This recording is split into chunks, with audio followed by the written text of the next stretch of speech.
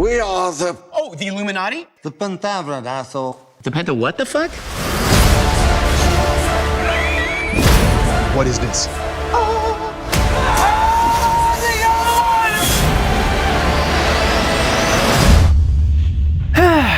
Bonjour à tous, bonjour à toutes. Vous pouvez pas savoir quel bien ça fait de ne plus avoir un blockbuster qui sort toutes les semaines, voire plusieurs par semaine.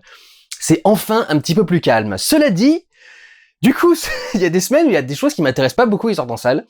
Cette semaine, je pensais rattraper un film que j'avais loupé la semaine dernière, le fameux Men de comment s'appelle le mec qui Alex Garland qui a fait Ex Machina et Annihilation, c'est ça le deuxième. Il me sort un peu de la tête parce que j'ai détesté Annihilation en fait. J'ai vraiment pas trouvé bon du tout. Je crois que la fin s'en mêlait complètement les pieds dans le truc. Et puis j'ai trouvé la métaphore peut-être un peu alambiquée, un peu obscure. Du coup, je suis pas très motivé pour aller voir son nouveau film. Et puis bon, je commence à en avoir marre d'aller voir des films qui me disent que je suis une saloperie d'être né avec une bite entre les jambes. Donc au bout d'un moment, ça va quoi. Donc du coup, je me suis dit non. Il y a aussi le nouveau Quentin Dupieux qui est sorti cette semaine, qui s'appelle Incroyable mais vrai, je crois. Et j'aurais bien voulu vous en parler, mais à ce qui paraît, je déteste Quentin Dupieux, c'est lui qui l'a dit. Donc je vous avoue que je l'ai un petit peu mal pris. Et donc juste un peu pour ça, j'ai envie de dire pourquoi se faire chier en fait? Pourquoi se faire chier? Et du coup, je me suis dit, qu'est-ce que je vais faire cette semaine? Je pensais peut-être vous faire une vidéo autre chose qu'un vlog. Et je me suis dit, bah en fait, il y a une série que j'ai regardée au début de l'année, qui est sortie sur Netflix, dont j'ai entendu personne parler, et que moi j'ai trouvé plutôt très cool. Donc, je me suis dit, bah voilà, c'est l'occasion, cette semaine, je sais pas trop quoi faire. On va parler de The Pentaverate, la nouvelle série réalisée et écrite par Mike Myers, le créateur de Wayne's World 1 et 2, qui sont deux de mes films d'enfance fétiches et favoris, notamment Wayne's World 2 d'ailleurs. J'ai beaucoup moins de souvenirs et d'accroche avec Wayne's World 1, mais Wayne's World 2, c'est vraiment la suite qui est meilleure que l'original presque. Plus délirante, plus tout quoi. Et puis ensuite, il avait créé les Austin Powers, qui avaient beaucoup fait parler d'eux. Je les ai revus à peu de temps aussi, les Austin Powers, et en fait, heureusement que du coup The Pentaverate est sorti, et que ça fait du coup une version moderne de la version du truc de Mike Myers, parce que honnêtement, quand tu regardes Austin Powers, tu fais putain, ça vieillit. Au niveau rythme, c'est une catastrophe. Les deux premiers Austin Powers, tu te fais chier. Le rythme est catastrophique, il y a aucune pêche. J'ai mélangé pêche et punch. Il y a aucune pêche, aucun punch, et donc une punch. Et donc les blagues arrivent assez lentement, elles volent quand même pas très haut. Donc vraiment, j'étais choqué même parce que vraiment j'en avais un très bon souvenir dans ma tête de Austin Powers, et j'étais choqué de voir à quel point j'étais en train de m'ennuyer et je rigolais pas en fait devant les Austin Powers quand je les ai revus du coup en début d'année. Sauf Goldmember. Lui pour le coup c'était un film qui était beaucoup plus moderne, c'est beaucoup plus rythmé, il y a beaucoup plus d'idées mélangées en même temps, etc. Et donc ça marchait beaucoup mieux Austin Powers 3. Et son dernier fait d'armes, c'était The Love Guru, qui était une comédie basée sur les gourous spirituels, généralement indiens, qui te créent des guides de savoir vivre, de mieux vivre, des trucs dans ce genre-là, de bien-être, on va dire. Et c'était un film que moi j'avais trouvé plutôt marrant, il y avait des trucs qui étaient plutôt cool, mais ça a complètement foiré en salle. Et alors ce qui est marrant, c'est qu'après quand même 5 gros succès en salle, avec les deux Wayne's World qui ont tous les deux été des succès, et les 3 Austin Powers qui ont été des méga succès internationaux, un seul échec avec The Love Guru a plié la carrière de Mike Myers. C'est dingue, et depuis 2008, au moment où il a sorti The Love Guru, il n'a rien fait. Donc c'est véritablement un retour aux affaires de Pentaverate pour Mike Myers, et je dois vous dire que ça fait du bien, parce que l'humour de Mike Myers, aujourd'hui, dans une série avec Netflix, avec l'humour moderne, le rythme moderne, parce que l'humour c'est toujours celui de Mike Myers, mais le rythme moderne, notamment, et des moyens modernes de production aussi, pour faire une série qui a un petit peu de gueule, et bah ça marche super bien. Je me suis énormément marré dans cette série, mais vraiment, et c'est vraiment le style d'humour que j'aime, parce que tout est utilisé pour faire de l'humour.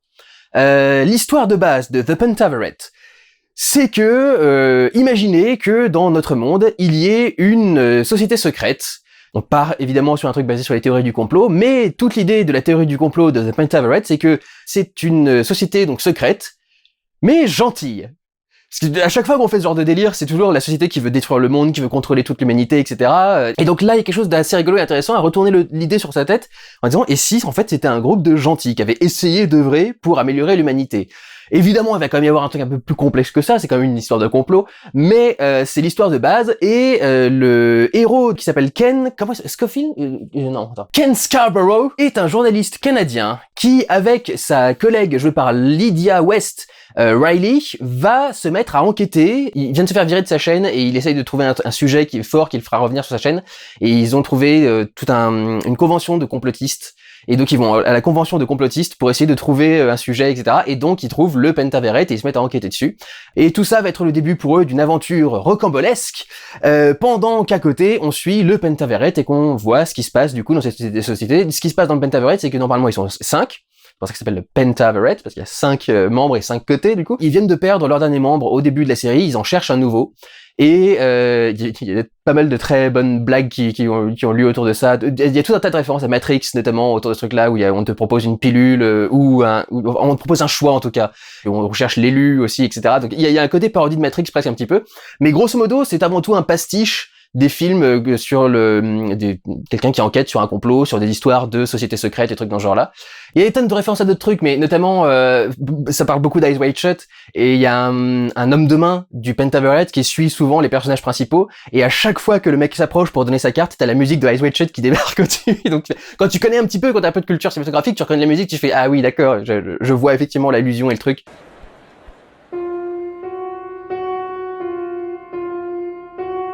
L'humour de la série marche extrêmement bien, mais c'est clairement l'humour de Mike Myers qu'il a fait depuis ses débuts, quoi.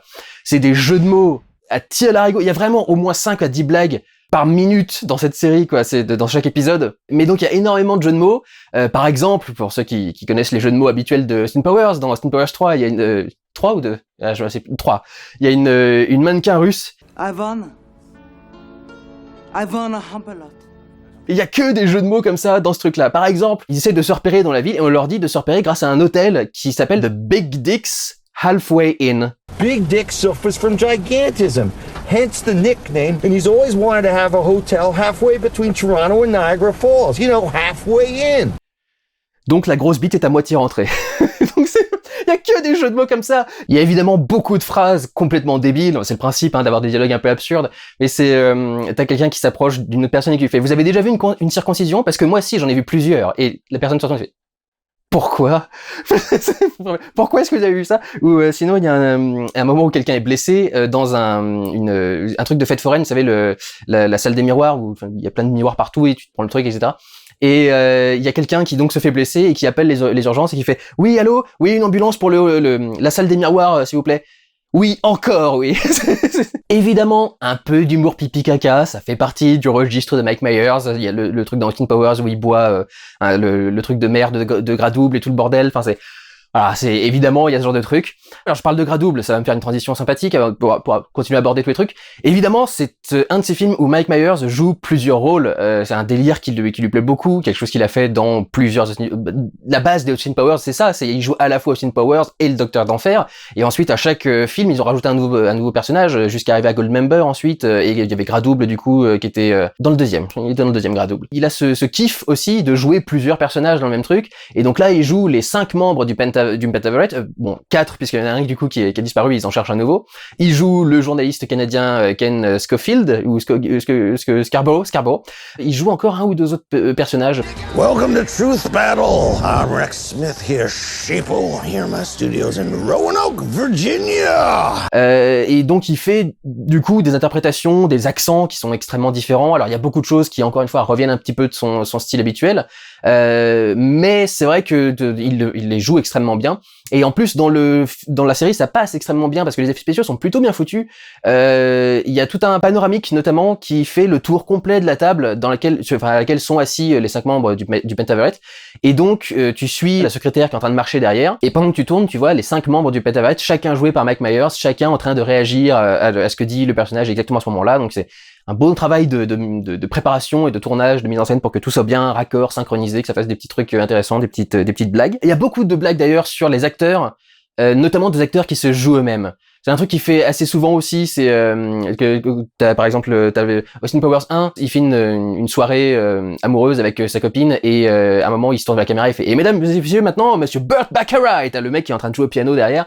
Et donc t'as plusieurs trucs comme ça où t'as Rob comment il s'appelle, Rob Lowe? Oui, c'est ça, Rob Lowe, qui joue du coup un des acteurs engagés pour faire une des vidéos d'entraînement du Pentaverate, un truc dans ce genre-là, et qui donc évidemment se présente en bonjour, je suis Rob Lowe. Vous auriez pu me voir dans des trucs, un peu le truc des Simpsons aussi, et il rajoute d'autres sketchs ensuite. Je vais pas tous vous les spoiler non plus, mais il y a d'autres sketchs par rapport à ce truc-là. Il y en a un qui m'a beaucoup fait marrer notamment, c'est qu'il y a une nana. Je sais plus comment elle s'appelle, elle doit être, je sais pas si elle est actrice ou journaliste, j'essaie de regarder dans la liste des acteurs ceux qui ont le même nom en personnage, en machin, j'arrive plus à me souvenir comment elle s'appelle, mais c'est, à chaque fois qu'elle est à la caméra, elle se présente. Et donc en fait, comme elle est l'animatrice de genre la chaîne de télé interne du Pentaverate, à chaque fois qu'il y a un truc avec le Pentaverate, à chaque fois qu'il y a une annonce globale qui est faite, c'est toujours elle qui fait l'annonce, et à chaque fois elle se présente. Et genre, même dans des situations où faut vraiment pas qu'elle se présente, je vais pas vous le spoiler encore une fois, mais même dans des situations où faut vraiment, c'est absurde qu'elle se présente en plus. Elle vit autre chose que simplement présenter la news ou un truc dans ce genre-là, mais elle continue quand même à dire bonjour, je suis machin, etc. Ça me fait beaucoup rire. Il y a des trucs comme ça qui me font énormément marrer. Et puis des jeux de mots aussi sont faits avec certains trucs comme ça, genre pour admettre le cinquième membre du Pentaverate, tu as un test, tu dois choisir entre une pilule et une clé. Et on propose ce choix à qui? À Keegan-Michael Key. Du duo Key and Peele. Donc la clé et la pilule. Jordan Peele, le mec qui fait les films d'horreur, Get Out et tout le bordel. What will be choice? Will it be Key or Peel? Come on now. Donc t'as plein de petits trucs comme ça, t'as plein de petits jeux très drôles. Et justement, ce qui m'a beaucoup fait marrer dans cette série, c'est le nombre de blagues méta et de brisage du quatrième mur qu'il y a là-dedans. Parce que, pour le coup, c'est quelque chose que j'avais pas trop vu dans le travail de Mike Myers jusque-là. Ils savaient que c'était un film, genre t'as le truc de Wayne's World où ils refont la fin eux-mêmes parce qu'ils choisissent la fin du film, un truc dans ce genre-là. Ça peut arriver, mais là c'est vraiment genre presque la base du truc, quoi. Limite c'est une série Netflix qui pendant tout le truc est méta et sait que c'est une série Netflix et qui va faire par exemple des jeux avec le générique. Je vais pas vous expliquer quoi parce que le jeu est génial. Je me suis complètement fait prendre au piège, mais le jeu sur le générique est génial et on va donc jouer avec le fait que la série sait que c'est un générique. On va finir un épisode en disant oui, je vais te révéler toute la vérité. Regarde caméra. Dans le dernier épisode, avec un grand sourire ensuite, un truc dans ce genre-là. Énormément de sketchs par rapport à Netflix et la censure. Il y a tout un tas de scènes où il fait des sketchs avec le truc de Netflix, qui du coup veut pas laisser tout et n'importe quoi arriver sur son réseau, ce qui est pas vrai du tout d'ailleurs de connaissant Netflix, donc la blague est un petit peu étrange. Mais t'as cette blague du coup avec Netflix qui crée des algorithmes pour corriger tous les gros mots qui sont dans une scène ou pour cacher les trucs qu'il faut pas montrer, etc. Et justement, il fait encore une blague au-dessus de ça, c'est que les trucs de Netflix marchent quasiment jamais et du coup la blague est complètement foirée. Et par exemple, il a fait la version classée R de l'introduction d'Austin Powers. C'est vrai que dans Austin Powers, il y a tout un truc où tout le but c'est de toujours se déplacer avec un fruit ou un plateau ou un machin du décor ou une personne qui cache l'entrejambe. Et là pour le coup, le truc déconne complètement, donc en fait ça cache tout sauf son entrejambe et donc tu vois sa bite pendant toute la scène et tu fais oh mon dieu. En revanche, il y a un truc qui est beaucoup plus approprié en tant que parodie de Netflix, c'est leur technique habituelle au niveau des personnages principaux de l'histoire, parce que donc il est accompagné par Riley, donc jouée par Lydia West, qui est une femme noire. Et du coup, elle est là comme étant un symbole de l'inclusion, un symbole d'ouverture, etc., etc. Et pour transmettre ce truc-là méta par rapport au script de Netflix, tu la vois avec un flingue et elle tire sur des cibles pour s'entraîner. Et au lieu que ce soit des cibles normales, les cibles c'est marqué racisme, patriarcat, des trucs dans ce genre-là, et elle tire sur ces trucs-là pendant tout le truc. Et tu fais voilà, c'est pas se moquer du truc, c'est pas dire que c'est pas bien, un truc dans ce genre-là, c'est juste le côté pastiche de tirer le truc, de pousser le truc jusqu'au maximum, quoi. C'est-à-dire que on va clairement inclure la métaphore qu'on essaie de faire avec le personnage à l'image. Elle lutte contre le racisme, la xénophobie, et tout le bordel, et le patriarcat et tout ce qui s'ensuit. Donc ouais, niveau blague méta, ça fait partie de celles qui, pour moi, marchent extrêmement bien, quoi, parce que c'est totalement le style d'écriture de Netflix. Il y a beaucoup de choses comme ça qui sont vraiment très très bonnes par rapport au quatrième mur, et qui sont vraiment très très bien intégrées à la mise en scène. Il y a des trucs par rapport il y a des différences de réception, de qualité de réception de l'image entre le Canada et les États-Unis. Apparemment au Canada, alors les Québécois qui sont dans mes contacts, je sais qu'il y en a plein qui me suivent au Québec. Aïe aïe, tout le monde. Je vous avoue que la dernière fois que j'ai été au Québec, c'était en 2013, je crois. 13 ou que... Ouais, je crois que c'était 2013. Et on n'était pas vraiment encore passé totalement pleinement à la HD. Donc du coup, c'était encore l'ancienne réception. Alors je sais pas quelle est votre réception à l'heure actuelle au Canada, mais apparemment il y a un problème de réception. Et donc du coup, il y a une différence de ratio et de qualité d'image entre les parties de la série qui se déroulent au Canada et les parties de la série qui se déroulent aux États-Unis. Et genre, quand ils sont à la frontière, t'as un split screen pile poil au milieu avec vraiment la qualité de merde du Canada sur un côté et de l'autre côté en cinémascope, ultra bonne qualité HD, le côté américain, quoi. Donc il y a beaucoup de blagues aussi comme ça qui marchent très très bien. Et justement, il y a beaucoup de blagues par rapport à ce style de mise en scène. Les personnages vont être conscients à plusieurs moments de la mise en scène. Donc par exemple, il y a un moment où il y a un split screen qui disparaît et ça fait sursauter les personnages. T'as vraiment plein de jeux comme ça qui sont ultra intéressants. Je vais pas tout vous faire parce que sinon ce serait spoiler beaucoup de choses et puis faire de l'explication de blagues aussi. Mais vraiment, je me suis beaucoup marré devant The Pentaverate. La qualité de la série est vraiment très très bonne. Pour le coup, c'est vrai que alors toutes les séries Netflix ont un petit peu de gueule. Dans cette série, les fonds verts quand ils sont en voiture sont dégueulasses parce qu'à chaque fois ils oublient de mettre le flou, mais je me demande si c'est pas une blague méta aussi justement. C'est-à-dire que comme ils savent tellement qu'ils sont dans une série, etc., peut-être que du coup pour faire une blague méta, en fait ils ont mis le fond derrière la voiture sans aucun flou, ce qui n'est donc pas raccord parce que la voiture elle-même est floue, les fenêtres sont floues, donc si le bord de la fenêtre est flou, ce qui est dans la fenêtre doit être flou aussi, à moins que le point soit fait à l'extérieur de la voiture, mais le point est dans la voiture sur les personnages, donc le fait qu'il n'y ait pas le point derrière, je me demande si c'est pas une blague même. Mais sinon globalement la série a une super gueule, il essaye de donner un style assez Brésil à toute la série qui est plutôt réussi. Tout le QG du Pentaverate, c'est des gigantesques couloirs avec des passerelles un peu partout, des murs en béton gris un peu marron, un truc un peu futuriste, un peu propre et un peu sale en même temps. Enfin, il y a un look qui est absolument dingue du coup dans la série et elle a vraiment plutôt de la gueule. La scène dans les miroirs elle rend super bien aussi, alors que tu dis c'est une petite comédie, ils pourraient faire un truc un peu superficiel quoi. Mais non, ils ont bien fait en sorte qu'il y ait des super bons jeux de réflexion dans les miroirs et que ce soit assez rigolo et que ce soit toujours un peu imprévisible et tout. Donc c'était très très cool niveau qualité. Il ajoute aussi énormément d'effets kaléidoscopiques dans ce film-là, je savais pas que c'était son kiff. Du coup ça devient beaucoup plus logique de comprendre pourquoi est-ce qu'il a fait Austin Powers. Là aussi il y avait quelques effets psychédéliques et kaléidoscopiques et trucs dans ce genre-là. Et il y en a beaucoup aussi dans ce film-là. Dans cette série-là, pardon. Et enfin, je suis en train de regarder vite fait mes notes, mais je crois pas que j'ai grand-chose de plus. Ah oui, il y a aussi une allusion à Full Metal Jacket en plus de Eyes Wide Shut, vite fait. Il y a tout un truc d'entraînement. Ouais, non, je crois que j'ai rien de plus. Mais je voudrais noter aussi, avant de terminer, que la musique était excellente. Et c'est assez rare que je note la musique dans une série. Mais là, pour le coup, la musique était très très très bonne. Je vous avoue que là, j'en ai plus qu'un souvenir parce que j'ai vu la série il y a quelques temps, du coup, maintenant quand elle est sortie. Mais très très cool niveau musique également. Donc voilà, je vous conseille cette mini-série de Mike Myers, c'est en 6 épisodes, format 20 minutes, 20 ou 30 minutes, ça dépend parfois de l'épisode, mais c'est un format 20 ou 30 minutes, donc ça passe super vite aussi, ça fait un gros film de 2 heures, on va dire, quoi. Il y a pas beaucoup de comédies qui me font vraiment beaucoup marrer, mais là, celle-ci m'a vraiment fait marrer quasi à chaque blague, et il y en a vraiment énormément, et puis des blagues qui vont dans tous les domaines, et aussi des blagues par rapport à la mise en scène, du coup des choses que j'apprécie pas mal. Et donc j'ai passé un très bon moment devant The Pentaverate et je vous conseille de regarder donc cette dernière création de Mike Myers.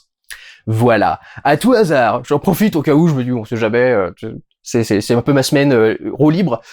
Si vous avez envie de voir une autre série, il y a dans un style complètement différent, beaucoup plus sérieux, il y a une série qui s'appelle Undone, qui est une série de science-fiction sur qui est sur Amazon Prime, sur une jeune femme qui découvre qu'elle a le pouvoir de voyager dans le temps et qui essaye de l'utiliser pour résoudre des soucis qui ont frappé sa famille, notamment par exemple la mort de son père, qu'elle va essayer d'arrêter, d'empêcher, d'annuler.